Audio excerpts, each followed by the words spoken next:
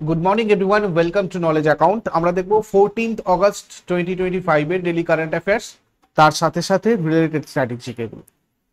উড়িষ্যার হ্যান্ডলুম শিল্পের brand ambassador হিসাবে কাকে নিয়োগ করা হয়েছে? আচ্ছা, তার আগে তোমাদের একটা কথা বলে দিই। কালকে তোমাদের কয়েকজনের কমেন্ট এসছে হোয়াটসঅ্যাপে। আমাদের যে রিড হয়, মানে মৌলিক অধিকারের যে রিডগুলো, এগুলো তোমরা প্র্যাকটিক্যালি ঠিকঠাক বুঝতে পারো না, কয়েকজন আমাকে কমেন্ট করেছে। তো সেটার জন্য তোমাদের আজকে মৌলিক অধিকারের পুরো চ্যাপ্টারটা নিয়ে একটা ক্লাস হবে। 6:30 থেকে নয়, এটা 9টা থেকে হবে, সকাল 9টা থেকে তোমাদের ইউটিউবে এটা লাইভ হবে। যারা যারা এই রিটের ব্যাপারগুলো প্র্যাকটিক্যালি বুঝতে চাও তারা অবশ্যই ক্লাসটা অ্যাটেন্ড করবে লাইভে 9টার সময়, কেমন? তো উড়িষ্যার হ্যান্ডলুম শিল্পের ব্র্যান্ড অ্যাম্বাসাডার হিসেবে কাকে নিয়োগ করা হয়েছে? এটা আমাদের কি হয়ে যাবে? মাধুরী দীক্ষিত। মাধুরী দীক্ষিতকে উড়িষ্যার হ্যান্ডলুম শিল্পের ব্র্যান্ড অ্যাম্বাসাডার হিসেবে নিয়োগ করা হয়েছে। মোহন চরণ মাঝি এখন উড়িষ্যার মুখ্যমন্ত্রী রয়েছেন, ইনি এটা অ্যানাউন্স করেছেন। আর এই মাধুরী দীক্ষিত, ইনি পদ্মশ্রী পুরস্কার প্রাপ্ত একজন বলিউড অভিনেত্রী, আমরা সবাই চিনি। উড়িষ্যার হ্যান্ডলুম শিল্পকে জাতীয় আন্তর্জাতিক বাজারে প্রচার করা, উড়িষ্যার এই যে হ্যান্ডলুম শিল্পটাকে জাতীয় এবং আন্তর্জাতিক বাজারে প্রচার করা হচ্ছে এটার উল্লেখ, মানে উদ্দেশ্য আর কি। 2008 সালে মাধুরী দীক্ষিত পদ্মশ্রী পুরস্কার পেয়েছিলেন। 54তম আন্তর্জাতিক চলচ্চিত্র উৎসব যেটা গোয়াতে হয়েছিল 2023-এ, সেখানে স্পেশাল রেকগনিশন টু ভারতীয় সিনেমা অ্যাওয়ার্ড পেয়েছিলেন মাধুরী দীক্ষিত। এগুলো পাশাপাশি জেনে রাখো। আচ্ছা, জুলাইয়ের কারেন্ট অ্যাফেয়ার্স তোমাদের পাবলিশ হয়েছে, কালকে তোমাদের হওয়ার কথা ছিল, হয়নি। আজকে তোমরা ইবুক সেকশনে গিয়ে এটা দেখতে পেয়ে যাবে, ওখান থেকে কালেক্ট করে নিতে পারো জুলাইয়ের monthly current affairs, yearly current affairs বা আদার জিকের পিডিএফ গুলো A4 সাইজের, যেগুলো তোমরা ইবুক থেকে কালেক্ট করতে পারবে। এছাড়া তোমাদের কোর্স সেকশনে 6 মাসের কারেন্ট অ্যাফেয়ার্সের একটা কোর্স লঞ্চ হচ্ছে, যেখানে তোমাদের টপিক ওয়াইজ সমস্ত কারেন্ট অ্যাফেয়ার্সের A4 সাইজের পিডিএফ রয়েছে প্রায় 24টা। এবং তার সাথে সাথে তোমাদের জানুয়ারি টু জুন পুরো ইম্পর্টেন্ট কারেন্ট অ্যাফেয়ার্স গুলোর মক টেস্ট ওখানে দিয়ে দেওয়া হয়েছে, এবং আরআরবি এনটিপিসির যে মক টেস্ট সেগুলো তোমাদেরকে ওখানে প্রোভাইড করা হয়েছে গ্র্যাজুয়েটের জন্য, যেগুলো পরীক্ষায় এসেছিল আর কি। তো কারেন্ট অ্যাফেয়ার্সের জিকে তালিকা এবং স্ট্যাটিক জিকে তালিকা এর পিডিএফ দুটো রয়েছে। তো এইখানে যে কটা পিডিএফ আছে এই 25-26টা সমস্তটাই A4 সাইজের, আর এখানে মক টেস্টগুলো অনলাইন মক টেস্ট, তোমরা যতবার খুশি দিতে পারবে। এই পিডিএফ মক টেস্টের এটা একটা বান্ডিল কোর্স, অফার প্রাইসে রয়েছে আগামীকাল পর্যন্ত, 15th অগস্ট পর্যন্ত এই অফার থাকছে তোমাদের। তোমরা চাইলে এটাগুলোতে যুক্ত হতে পারো। কোর্স সেকশনে গিয়ে তোমরা অ্যাপের লিঙ্কটা ডিসক্রিপশন বক্সে আছে, ওখান থেকে ডাউনলোড করে নাও, ওখান থেকে পেয়ে যাবে এই কোর্সটা। এছাড়াও ওখানে তোমাদের WBP KP প্র্যাকটিস ব্যাচ চলছে with test series, WBP SI revision batch চলছে, এটাও উইথ টেস্ট সিরিজ, আর এটা তো ফাউন্ডেশন ব্যাচ রয়েছে। বিভিন্ন এক্সাম স্পেসিফিক এবং সাবজেক্ট স্পেসিফিক ফাউন্ডেশন ব্যাচ বা প্র্যাকটিস ব্যাচ, এগুলো অ্যাভেলেবেল নলেজ অ্যাকাউন্ট অফিসিয়াল অ্যাপে। তোমরা চাইলে এগুলোতেও ভর্তি হতে পারো। কোর্স সেকশনে গিয়ে ডেমো দেখো, সেখানে যাবতীয় ডিটেলস দেওয়া আছে, কিভাবে কি ক্লাস হয় না হয় সমস্ত কিছু ওখান থেকে দেখতে পারবে। তারপরে তোমরা যদি এখানে যুক্ত হতে চাও যুক্ত হতে পারো। আর এই রিলেটেড আরো কিছু জিজ্ঞাসা করার থাকলে এখানে হোয়াটসঅ্যাপ অথবা কল করে এই নাম্বারে তোমরা আমাদের সাথে সরাসরি কথা বলতে পারো। অ্যাপের লিঙ্ক ডেসক্রিপশন বক্সে আছে। নেক্সট কোয়েশ্চেন চলে আসবো। ভারতীয় অনূর্ধ্ব-20 অর্থাৎ আন্ডার-20 মহিলা ফুটবল দল কত বছর পর AFC আন্ডার-20 মহিলা এশিয়ান কাপে যোগ্যতা অর্জন করেছে? তো দেখো, এটা প্রায় 20 বছর পর এটা করেছে। এখান থেকে আমাদের এক্সট্রা পয়েন্টগুলো খুব ইম্পর্টেন্ট। AFC আন্ডার-20 মহিলা এশিয়া কাপ 2026-এর যোগ্যতা অর্জন করেছে।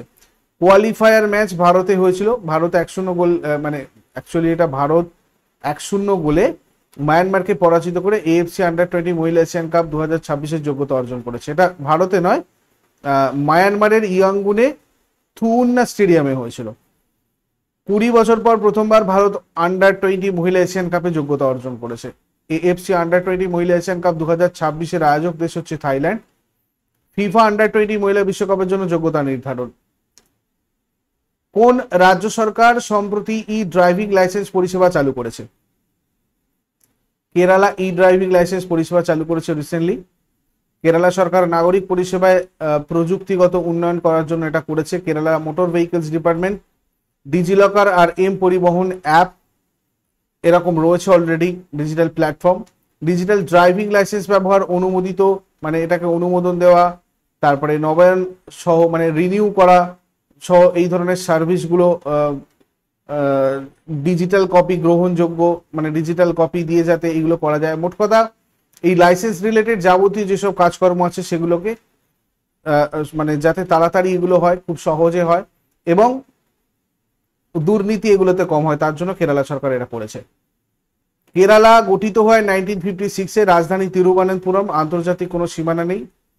দুটো রাজ্যের সাথে সীমানা রয়েছে, কেরালার উত্তরে কর্ণাটক, পূর্বে তামিলনাড়ু।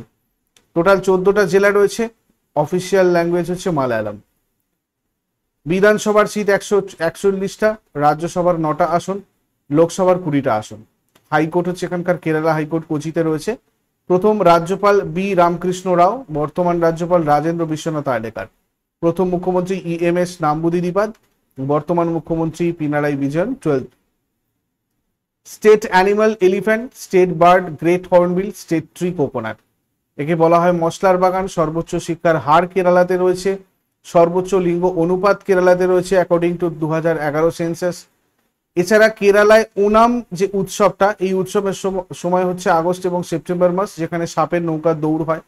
ভালামকালি কেরালার একটা ঐতিহ্যবাহী নৌকা বাইচ। কথাকলি হচ্ছে ক্লাসিক্যাল ডান্স এখানকার। এছাড়া উট্টাম তুলাল, মোহিনী আট্টাম, কাইকুত্তিকলি তো রয়েছে।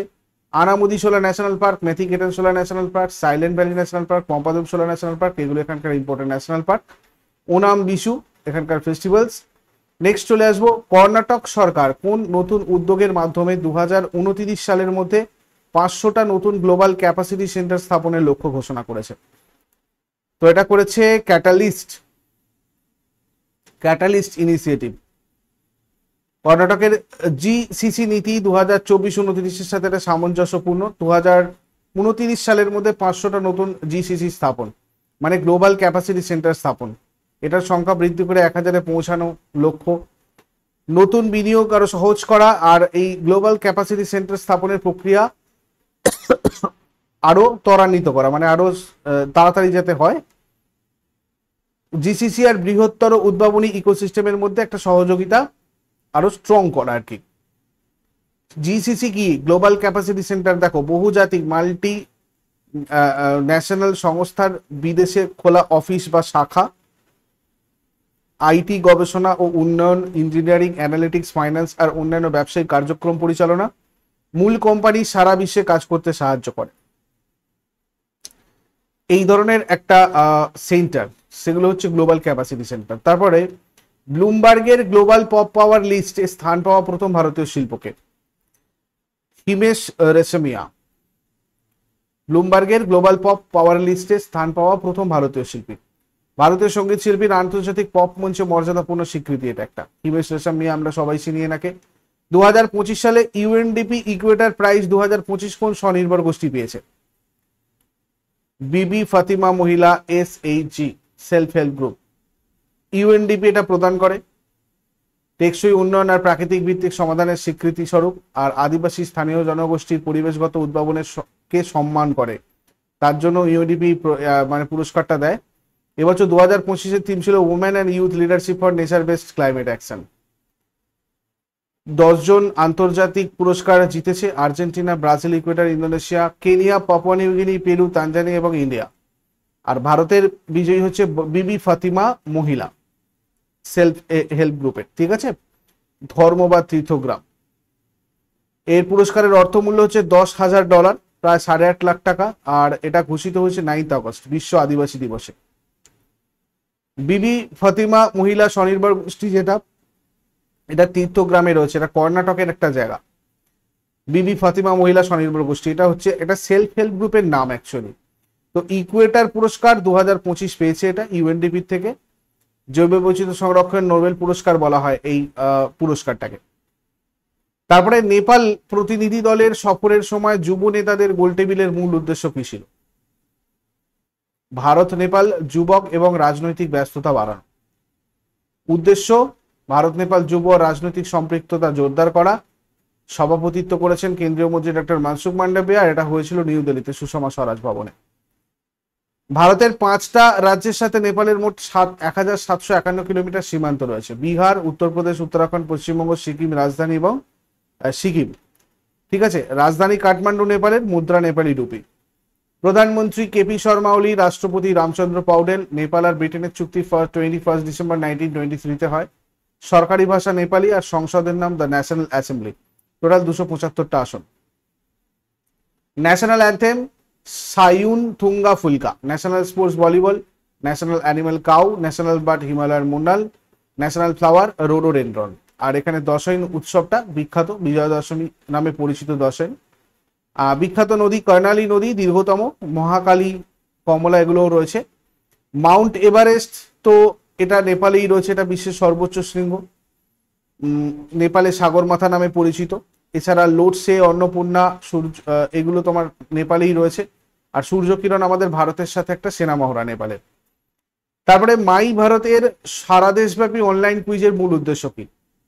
এর মূল উদ্দেশ্য হচ্ছে ভারতীয় জাতীয় পতাকা সম্পর্কে সচেতনতা আর দেশপ্রেম বৃদ্ধি করা, নাগরিকদের মধ্যে দেশপ্রেম জাগানো আর জাতীয় পতাকা সম্পর্কে সচেতনতা বৃদ্ধি উদ্দেশ্য। আয়োজক মাই ভারত প্ল্যাটফর্ম। সর্বভারতীয় অনলাইন কুইজ প্রতিযোগিতা, এটা সকল নাগরিকদের জন্য উন্মুক্ত। তিরঙ্গা পতাকা সম্পর্কিত জ্ঞান যাচাই এমসিকিউ ফরম্যাটে। প্রতিটি অংশগ্রহণকারীকে ডিজিটাল সার্টিফিকেট প্রদান। তারপরে আগস্ট 2025 প্রধানমন্ত্রী নরেন্দ্র মোদীর সভাপতিত্বে কেন্দ্রীয় মন্ত্রিসভা কোন কোন রাজ্যে 4টে নতুন সেমিকন্ডাক্টর অ্যাসেম্বলি আর টেস্টিং ইউনিট অনুমোদন করেছে? পাঞ্জাব, উড়িষ্যা, অন্ধ্রপ্রদেশ। অনুমোদনকারী সংস্থা হচ্ছে কেন্দ্রীয় মন্ত্রিসভা, প্রধানমন্ত্রী নরেন্দ্র মোদীর সভাপতিত্বে। 8টা নতুন সেমিকন্ডাক্টর অ্যাসেম্বলি আর টেস্টিং ফ্যাসিলিটি পাঞ্জাব, 4টে, সরি এটা 8টা না 4টে, পাঞ্জাব, উড়িষ্যা, অন্ধ্রপ্রদেশ। ওটা ছাড়াও আর 4,600 কোটি টাকা এর জন্য টোটাল মানে বরাদ্দ। ভারত কোন দেশের সাথে বাণিজ্য সহযোগিতা চুক্তি ট্রেড কোঅপারেশন এগ্রিমেন্ট স্বাক্ষর করেছে? জাম্বিয়ার সাথে।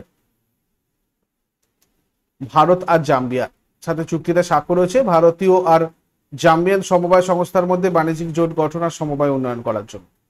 ভারতের সহযোগিতা মন্ত্রক বিদেশি ভারতীয় মিশনের সহায়তা সমবায় রপ্তানি ইকোসিস্টেম শক্তিশালী করার জন্য এটা বাস্তবায়ন করছে। আর পণ্য, পরিষেবা, প্রযুক্তিগত দক্ষতার বিনিময়ে ভারতীয় সমবায়ের বৈশ্বিক উপস্থিতি বৃদ্ধির জন্য এটা করা। নাসা অনুসারে আগস্টের পূর্ণিমার নাম কি? আগস্টের যে পূর্ণিমা এটার নাম হচ্ছে স্টারজিয়ান মুন। স্টারজিয়ান মুন যেটা, এটা নাসা অনুসারে আগস্ট মাসের পূর্ণিমার নামকরণ করা হচ্ছে অ্যাকর্ডিং টু নাসা। এই নামটা এসেছে উত্তর আমেরিকার গ্রেট লেক অঞ্চলে এই সময় প্রচুর পরিমাণে স্টারজন মাছ পাওয়া যায় সেই কারণে। কর্ন মুনও রয়েছে, এর বিকল্প আরো কিছু অল্টারনেটিভ নাম রয়েছে, black cherries moon, mountain shadows moon.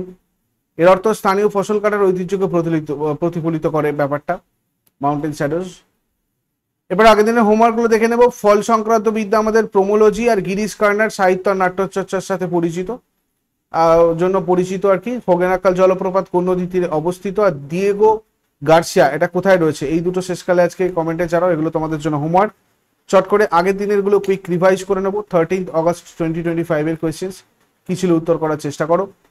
Why the constitution matter এই বইটার লেখককে? ধনঞ্জয় যশবন্ত চন্দ্রচূড়। 2025 সালের 1 অগস্ট থেকে মেট্রো বা আরবান এলাকায় নতুনভাবে খোলা আইসিআইসিআই ব্যাংকের সেভিংস অ্যাকাউন্টের জন্য নতুন ন্যূনতম মাসিক গড় ব্যালেন্স কত? 50,000। কোন রাজ্য গরুর দৃষ্টি প্রকল্প চালু করেছে? মহারাষ্ট্র। প্রথম Asia Pacific mid amateur golf championship কোথায় অনুষ্ঠিত হচ্ছে? টাঙ্গেরাঙে। 2025 সালে এআই অন ট্রায়াল বইটা কে লিখেছেন? সুজিত কুমার। কোন রাজ্য প্রথমবার কিশোর আইন অনুযায়ী সাংকেতিক ভাষা বিশেষজ্ঞদের প্যানেলে অন্তর্ভুক্ত করেছে? পাঞ্জাব। 2024-25 অর্থ বছরের জন্য মানে কোন রাজ্য সর্বাধিক এই অর্থ বছরে সর্বাধিক মিলেট উৎপাদন করেছে? রাজস্থান। এশিয়ান সার্ফিং চ্যাম্পিয়নশিপে রমেশ বুদিহাল কোন বিভাগে ভারতের প্রথম ব্যক্তিগত পদক জিতেছিলেন?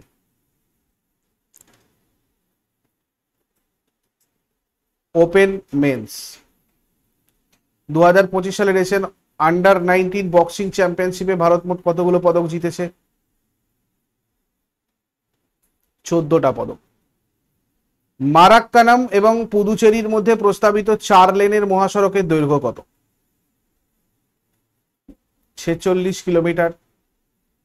এগুলো ছিল তোমাদের আগের দিনের কোয়েশ্চেন। ইউজফুল বলে মনে হলে লাইক করো, শেয়ার করো, কমেন্ট করে ফিডব্যাক জানাও।